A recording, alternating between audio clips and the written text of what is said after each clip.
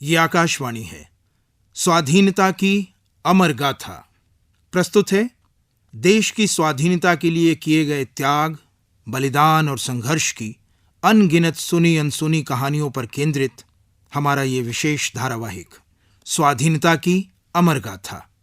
लेखक हैं डॉक्टर हरिकृष्ण देवसरे और निर्देशक वीरेन मुंशी। आज सुनते हैं इस धारावाहिक की 14वीं कड़ी।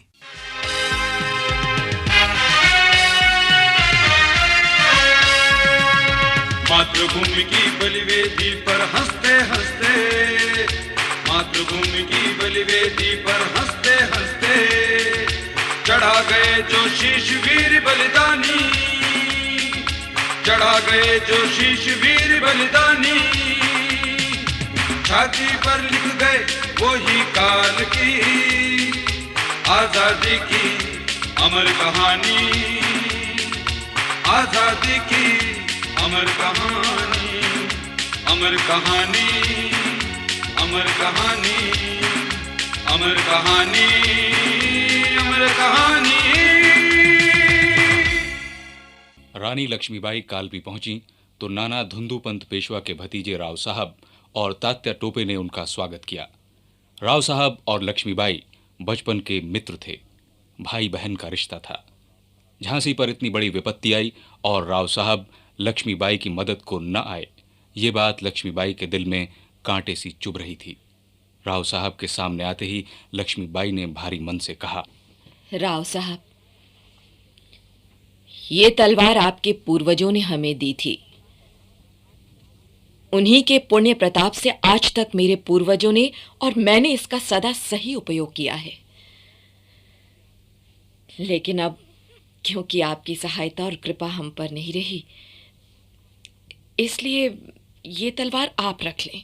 मनुबाई, तुमने ये कैसे सोच लिया कि तुम पर विपत्ति आई और मैं खामोश बैठा रहा?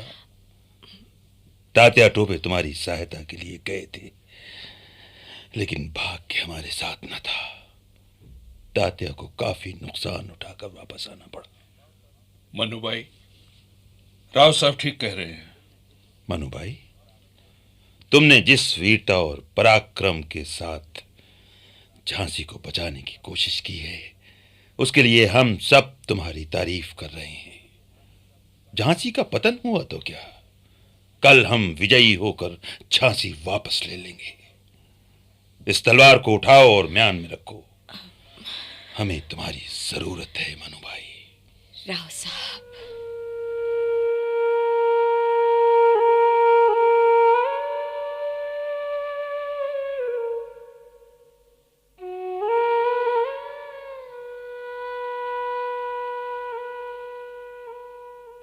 रानी लक्ष्मीबाई ने तलवार उठाकर वापस ले ली।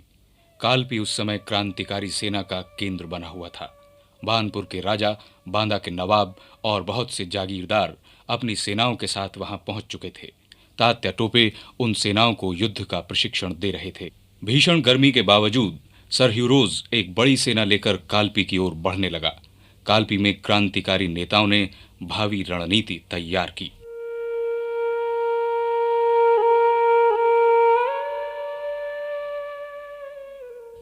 राव साहब, अंग्रेजों की जीत के दो कारण हैं।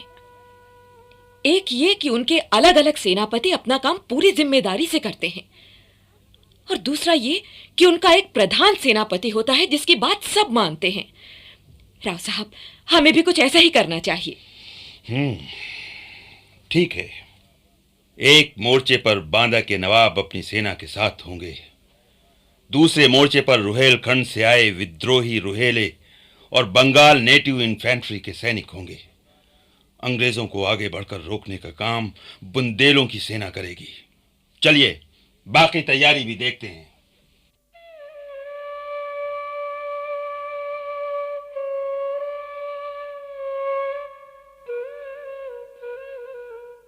राव साहब ने रानी लक्ष्मीबाई के सुझाव पर मोर्चाबंदी तो कर दी, लेकिन प्रधान सेनापति किसी को नहीं बनाया।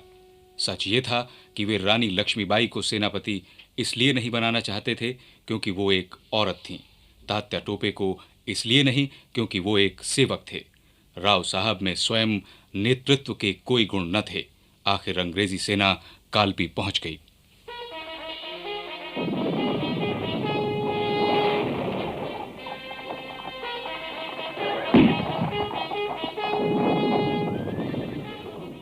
कालपी में दोनों ओर की सेनाओं में युद्ध छिड़ गया, लेकिन कुशल नेतृत्व के अभाव में कालपी की सेना को भारी हानि हुई।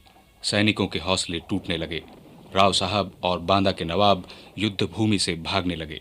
महारानी लक्ष्मीबाई ने यह सब देखा तो उन्हें बहुत दुख हुआ। उन्होंने आगे बढ़कर ललकारा, राव साहब, आप लोगों को तो शर्म आनी चाहिए। कायरों की तरह युद्ध भूमि से भाग रहे हैं। अरे ऐसा था तो यहां आए क्यों? घर पर मुंह छुपाकर बैठे रहते। अरे मर्द हैं तो मर्दों की तरह काम कीजिए। चलिए मेरे साथ और देखिए कि युद्ध कैसे जीता जाता है।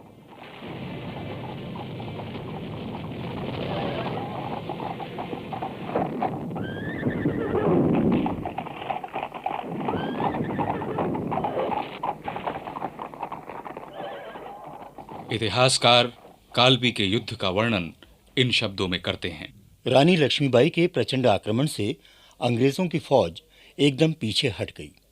बड़े बड़े अंग्रेज बहादुर अफसर कट-कट कर जमीन पर गिर गए।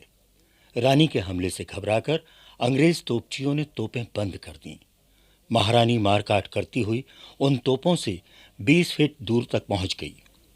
तोपचियों की हिम्मत न हुई कि वो उन पर तोप चलाते।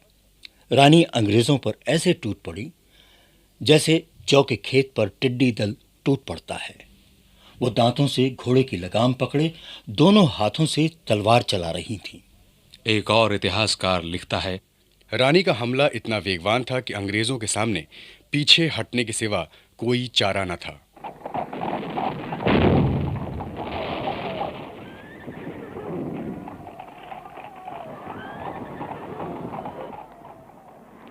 अंग्रेजों की सेना के पैर उखड़ने लगे तो सर ह्यूरोज और सेना लेकर आ गया। ये देखकर राव साहब के सिपाही घबरा गए। उन्होंने आगे बढ़कर युद्ध करने से इनकार कर दिया। इससे रानी लक्ष्मीबाई को बड़ी निराशा हुई। वो हताश होकर डेरे पर लौट आईं और राव साहब के सैनिक भागकर जंगलों में छिप गए। कालपी पर अंग्रेजों का कब्जा होते देखकर रानी लक्ष्मीबाई, राव साहब आदि सभी वहां से चलकर ग्वालियर से 75 किलोमीटर दूर गोपालपुर आ गए। उधर तात्या टोपे चुपचाप ग्वालियर पहुंचे। उन्होंने ग्वालियर की सेना और जनता को अपनी ओर मिला लिया और गोपालपुर आए। राव साहब, हमें बिना समय गंवाए अपनी सैनिक ताकत बढ़ानी चाहिए। अंग्रेजों की फौजों से हमें टक्कर लेनी है तो उनसे ज्यादा ताकत हमारे पास होनी चाहिए। लेकिन कैसे? हमें ग्वालियर चलना चाहिए। वहां की सेना को अपनी तरफ करना होगा। ग्वालियर की सेना और जनता हमारे साथ है। हमें केवल वहां पहुंचना है। मैं सारी बात कर आया। तो फिर देर क्यों करें? कल सवेरे ही ग्वालियर के लिए कूच करें।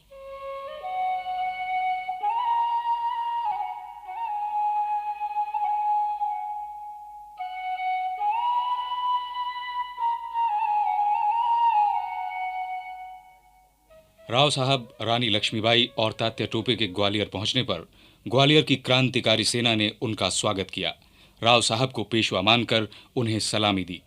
बहुत सारा धन भी क्रांतिकारी नेताओं के हवाले कर दिया गया।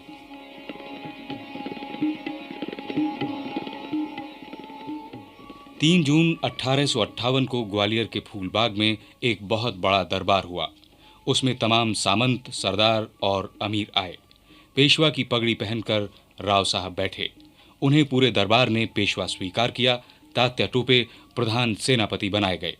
20 लाख रुपए सेना में बांटे गए और फिर खूब जश्न मनाया गया और रोज ही दावतों और नाच रंग का सिलसिला शुरू हो गया।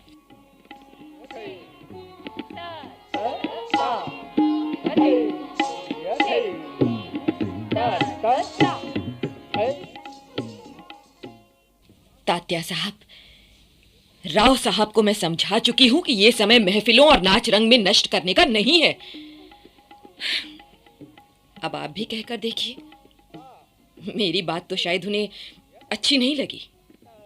मनु भाई, मेरी सलाह राव साहब मानेंगे ये मुझे भरोसा नहीं है। लेकिन हमने अगर अपनी सैनिक तैयारी न की तो हमें धोखा हो सकता है। सर ह्यूरोज खामोश होकर तो बैठा नहीं रहेगा। वो हमारी लापरवाही और कमजोरी का फायदा उठाएगा। आपको क्या लगता है उसे हमारे बारे में खबरें नहीं मिल रही होंगी? क्यों नहीं मनु भाई, उसके गुप्तचर तो हमारे ही देश के लोग हैं। इसीलिए समय का तकाजा देखते हुए आप भी राव साहब को समझाने की कोशिश कीजिए। ठीक है, मैं कोशिश करता हूं।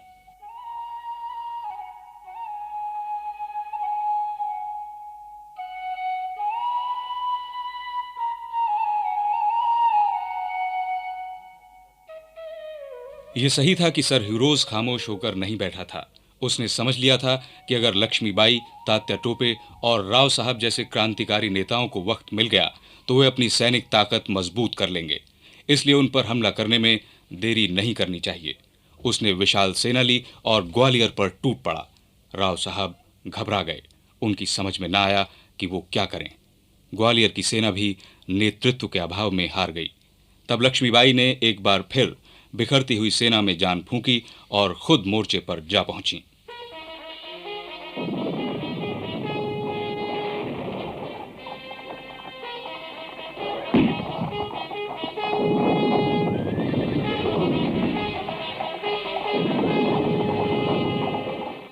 सत्रह जून 1858 ग्वालियर के पूर्वी फाटक पर लक्ष्मीबाई ने मोर्चा संभाला। लक्ष्मीबाई के साथ अब उनकी दो सहेलियां मंदिरा और काशी भी घोड़ों पर सवार हथियारों से लैस मौजूद थीं। प्रसिद्ध सेनापति जनरल स्मिथ मुकाबले के लिए आगे बढ़ा, लेकिन लक्ष्मीबाई ने दिन भर उसे मुंह की खिलाई। 17 जून के मोर्चे में लक्ष्मीबाई विजयी रही।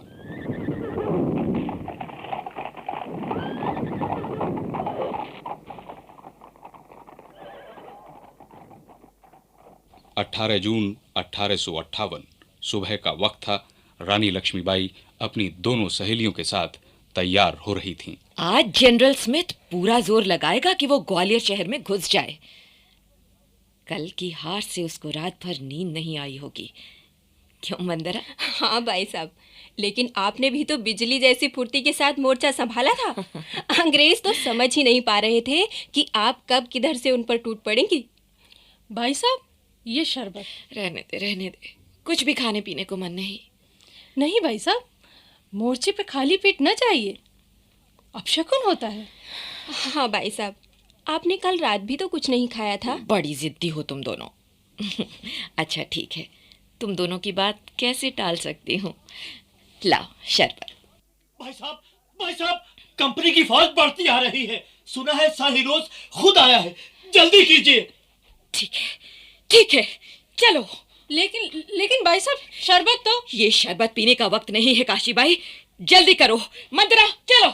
जी भाई साहब।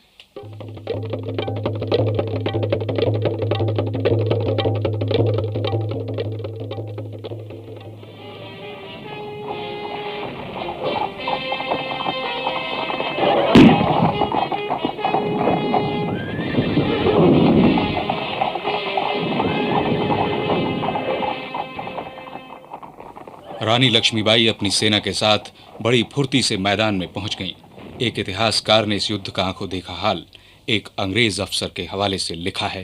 रानी ने सर हीरोज की सेना पर बड़े प्रचंड वेग से हमला किया, लेकिन रानी की सेना बड़ी संख्या में मारी गई। सैनिकों की संख्या लगातार कम होती चली गई।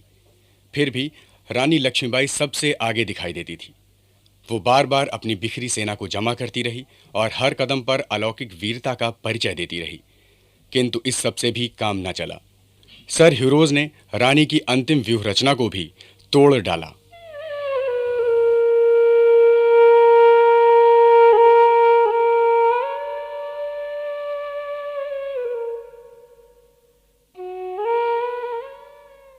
ग्वालियर की तोपें ठंडी हो गईं। रानी की सेना तितर बितर हो गई। विजयी अंग्रेज सेना चारों तरफ से रानी लक्ष्मीबाई को घेरने लगी। उनके पास केवल 2 सहेलियां और 10-15 सवार बाकी रह गए थे। रानी ने अपने घोड़े को सर पर दौड़ाया। वो शत्रु को चीरती हुई दूसरी तरफ की क्रांतिकारी सेना के पास पहुंचना चाहती थीं। अंग्रेजों ने उनका पीछा किया।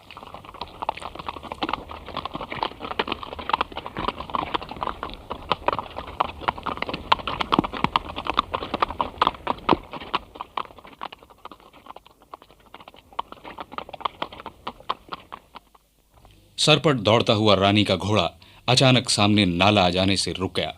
रानी ने बहुत देर लगाई कि घोड़ा नाला कूद जाए, मगर दुर्भाग्य से वो घोड़ा नया था।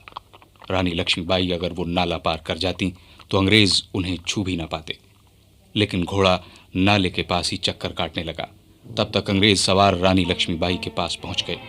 रानी चारों तरफ से घिर गईं। तब उन्होंने अकेले ही उन अंग्रेजों का अपनी तलवार से मुकाबला किया।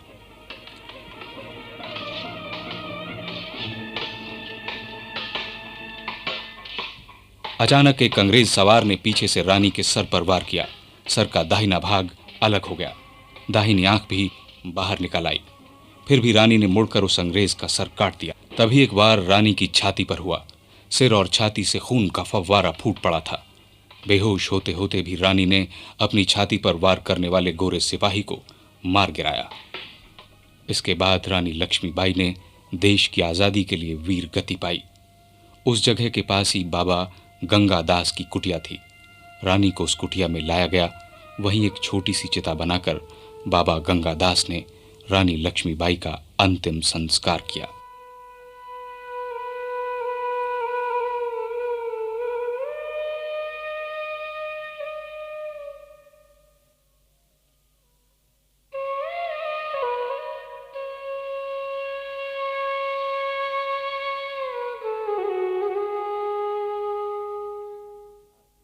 रानी लक्ष्मीबाई को इतिहास लेखक विंसेंट स्मिथ ने स्वाधीनता संग्राम के नेताओं में सबसे अधिक योग्य नेता माना है।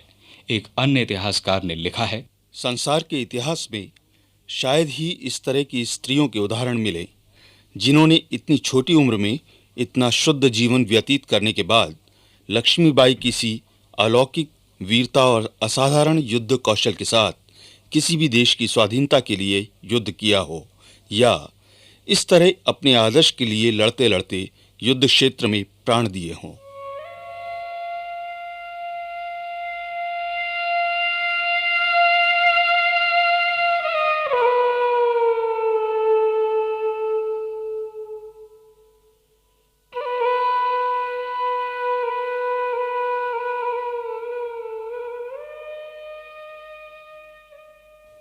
बीस जून 1858 को तात्या टोपे अपने मुख्य साथियों को लेकर ग्वालियर से निकल पड़े।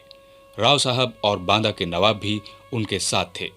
तात्या चाहते थे कि वो नर्मदा पार कर पेशवा के नाम पर दक्षिण के नरेशों और प्रजा को क्रांति के लिए फिर से तैयार करें। लेकिन 22 जून को अंग्रेजों की सेना ने तात्या टोपे को जौरा अलीपुर में घेरा, लेकिन तात्या टोपे बचकर निकल गए। तात्या टोपे नर्मदा पार करना चाहते थे और अंग्रेज उन्हें रोकना चाहते थे। इस तरह तात्या टोपे और अंग्रेजों के बीच लुका छिपी का खेल शुरू हो गया।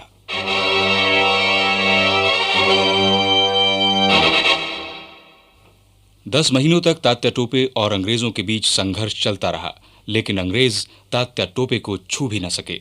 एक अंग्रेज लेखक द फ्रेंड ऑफ इंडिया में लिखता है, तात्या टोपे का नाम यूरोप भर में हमारे अधिकांश अंग्रेज सेनापतियों के नामों की अपेक्षा कहीं अधिक मशहूर हो गया है।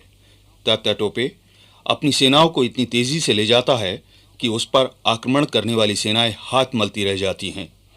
वो इसके बावजूद दर्जनों शहरों पर कब्जा कर लेता है, अपने साथ नया सामान जमा कर लेता है, इधर से उधर नई तोपें साथ ले जाता है, अपनी सेना में नए सिपाही भर्ती कर लेता है, जिन्हें 60 मील प्रतिदिन की रफ्तार से भागना पड़ता है। 17 जनवरी 1859 के अंक में लंदन के द टाइम्स अखबार में भारत के संवाददाता ने लिखा था, हमारा अत्यंत अद्भुत मित्र तात्या टोपे इतना कष्ट देने वाला और चालाक शत्रु है कि उसकी प्रशंसा करना संभव नहीं है। पिछले जून के महीने से उसने मध्य भारत में तहलका मचा रखा है। उसने हमारे ठिकानों को रौंद डाला है, खजानों को लूट लिया है और हमारी मैगजीनों को खाली कर दिया है। उसकी यात्राएं बिजली की तरह प्रतीत होती हैं। वो कभी हमारी सेनाओं के बीच से निकल गया है, कभी पीछे से और कभी सामने से, कभी एक तरफ से और कभी घूम कर निकल गया, फिर भी वो हाथ न आया। 13 जनवरी 1859 तात्या टोपे की राव साहब से मुलाकात हो चुकी थी और दोनों इंद्रगढ़ के जंगल में एक झोपड़ी में आराम कर रहे थे। आधी रात का वक्त था। एक सिपाही ने तात्या को जगाया तो साथ में राव साहब भी जाग गए। तात्या साहब। क्या बात है? सब ठीक तो है? दिल्ली से कोई आए हैं, अपना नाम फिरोज शाह बताया है, मिलना चाहते हैं। सही खबर मिली थी तात्या, वो जरूर हमारी मदद के लिए आया होगा। ए सिपाही जी। उसको ले आओ। उनके साथ एक और आदमी है, मान सिंह नाम बताया है। कहता है मैं ग्वालियर रियासत का सरदार हूँ। तो दोनों को बुला लो। अरे अब जाओ ना, क्या सोच रहे हो? जी वो तात्या साहब। मैं तो भूल ही गया था कि यहाँ तात्या के हुक्म के बिना पत्ता तक नहीं हिलता। उनके पीछे सेना तो नहीं है? सेना नहीं है, दोनों अकेले हैं। ठीक है, बुला लो। जी। फिरोज शाह, मानसिंह, राव साहब और तात्या में गुप्त चर्चाएं हुई। उन्होंने भावी रणनीति पर विचार किया। मानसिंह सेना संगठित करने के लिए चला गया। कुछ दिनों बाद मानसिंह ने तात्या को एक गुप्त संदेश भेजा। किसका खत है तात्या? मानसिंह का। क्या लिखा है? किसी जरूरी बातचीत के लिए बुलाया है। देखो तात्या, अकेले मत जाना। मानसिंह मुझे ठीक आदमी नहीं लगा। वो मेरा क्या बिगाड़ देगा? आप और फिरोज शाह यहीं रुकिए, मैं मानसिंह से मिलकर आता हूं।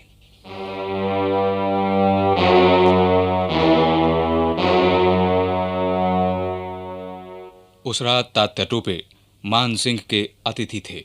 ये 7 अप्रैल 1859 की रात थी। तात्या टोपे को क्या मालूम था कि मानसिंह अंग्रेजों से मिल गया है। अंग्रेजों ने उसे तात्या को पकड़वाने के बदले जागीर देने का वायदा किया था।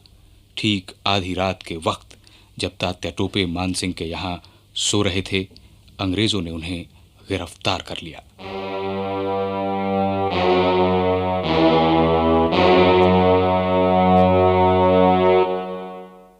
अंग्रेज तात्या टोपे को ज्यादा दिन नहीं रखना चाहते थे। 18 अप्रैल 1859 को तात्या टोपे को शिवपुरी में फांसी देना तय किया गया। चारों तरफ फौज का पहरा था। फौज के चारों तरफ के टीलों पर खड़े हजारों गांव वाले तात्या टोपे को दूर से नमस्कार कर रहे थे। तात्या बड़े धैर्य और साहस के साथ फांसी के तख्ते पर चढ़े। तात्या की बेड़ियां काट दी गईं। फिर तात्या ने हंसते हुए फांसी का फंदा गले में डाल लिया। तख्त खिंच गया। शाम तक तात्या का शव फांसी पर लटकता रहा।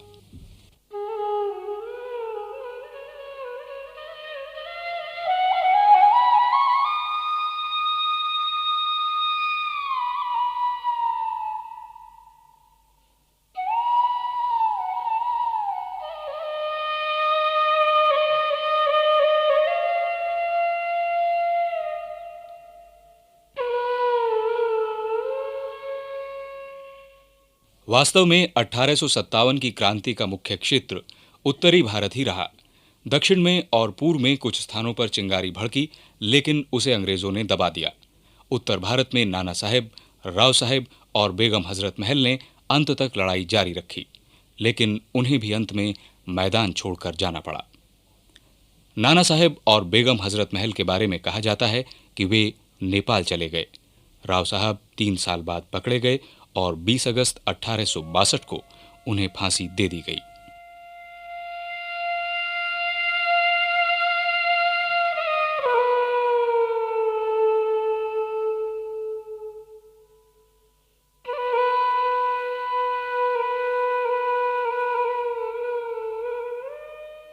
इतिहासकार लिखते हैं कि 1857 का स्वतंत्रता संग्राम संगठन और नेतृत्व की कमियों के बावजूद इतना शक्तिशाली था कि भारत से अंग्रेजी राज को जड़ से उखाड़ फेंकने में सफल हो जाता। लेकिन अफसोस, सिराजुद्दौला, टीपू सुल्तान, बहादुर शाह जफर, रानी लक्ष्मीबाई, तात्या टोपे, इन जैसे वीर सेनानियों को देश के गद्दारों के कारण पराजित होना पड़ा। हमारी तमाम असफलताओं का कारण रहा है विश्वासघात। अंग्रेजों ने हमारी फूट और विश्वासघात के दुर्गुणों का लाभ उठाकर हमें गुलाम बनाया और हम पर शासन किया।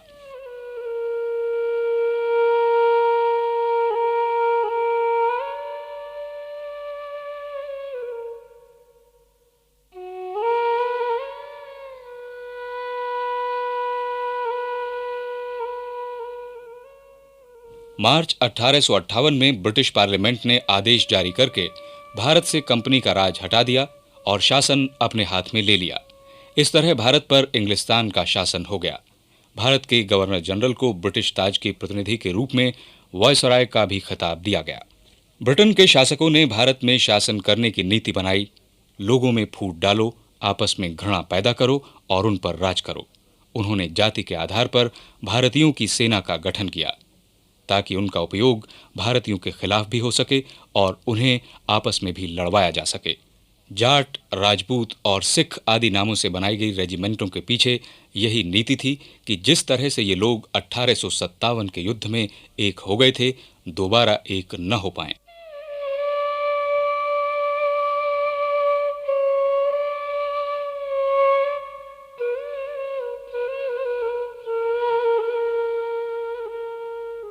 (1857) के स्वतंत्रता संग्राम को कुचलने में अंग्रेजों ने जो बर्बरता और कठोरता दिखाई थी, उससे जनता के मन में ब्रिटिश शासन के प्रति नफरत और दुर्भावना ने ही जन्म लिया।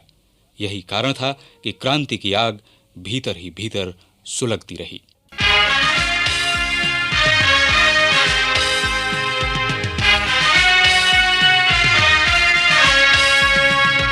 मातृभूमि की बलिवेदी पर हंसते हंसते, मातृभूमि की बलिवेदी पर हंसते हंसते चढ़ा गए जो शीश वीर बलिदानी, चढ़ा गए जो शीश वीर बलिदानी।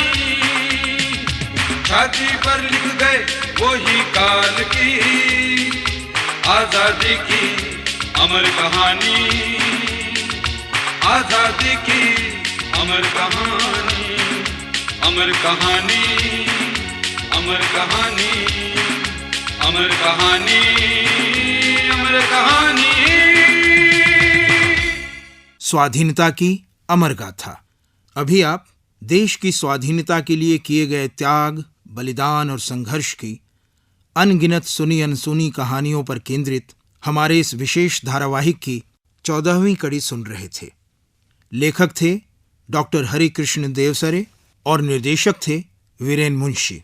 नाटक में भाग लेने वाले कलाकार थे बनवारी तनेजा, SM जहीर, कीमती आनंद, सुभाष गुप्ता, मनोज भटनागर, मुनीश, मोहनलाल शर्मा, S रालते, अंजलि, मनीष देवसरे और शोभना जगदीश। कल इसी समय इस धारावाहिक की 15वीं कड़ी प्रसारित की जाएगी।